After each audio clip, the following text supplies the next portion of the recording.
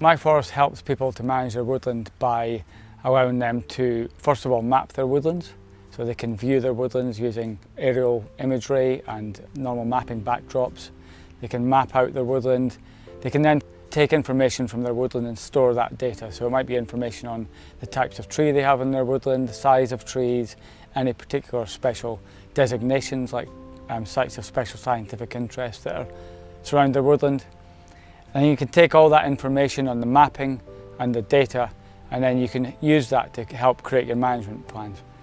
And the management plans created are compliant with what's required by the Forestry Commission.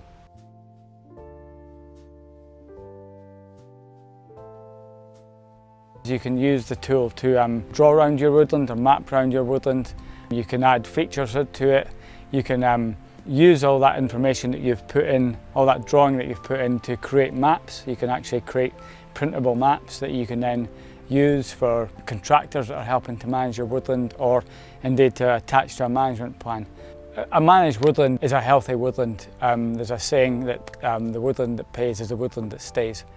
And we've got some reductions in our wildlife over the last few decades because of a reduction in woodland management.